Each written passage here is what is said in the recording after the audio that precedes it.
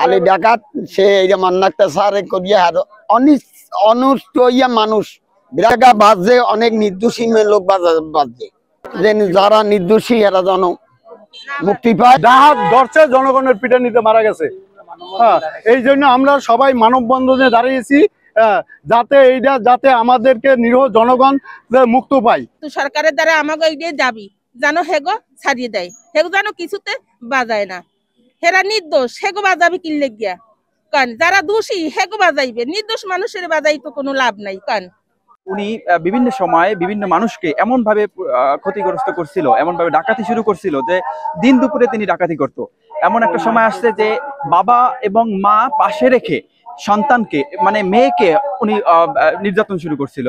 19 October সে রাত্র প্রায় 9টার দিকে একটা বাড়িতে ডাকাতি করতে যাওয়ার সময় তাকে মানুষ ধরে ফেলে, ধরা পরে গণপিটুনি দেয়, তাকে খুলনায় নিয়ে যাওয়া হয়, সেখানে তিনি মারা যায়। কিন্তু এই মারা যাওয়ার পিছনে অন্য কোনো ঘটনা আসলে আছে কিনা সেটা আমরা জানি না।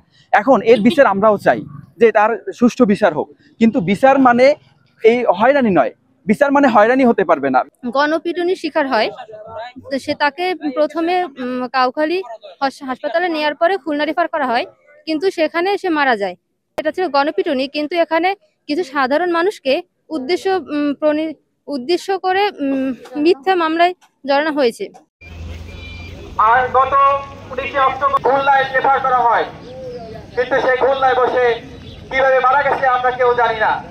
তাদেরকে এই মৃত্যু ঘটনায়, এই হত্যায়, তাদের ঘর ডাকাতি মানুষকে বিভিন্ন সময় তার মেয়েদেরকে এবং এলাকায় এলাকায় মাস্তানি শুরু করেছিল।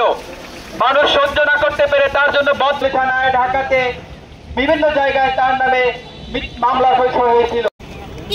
এক একজন শিক্ষক, এক একজন সামাজিক এই মামলায় আসামি করা হয়। আমরা এদের বিরুদ্ধে যারা এই ষড়যন্ত্রমূলক মানববন্ধন করছি, আমরা সকলে এই মানববন্ধনে যারা উপস্থিত হয়েছে সকলকে আমরা ধন্যবাদ জানাই। যে সকল গণমাধ্যম কর্মীরা আসামি করা হয়েছে, যাদের বিরুদ্ধে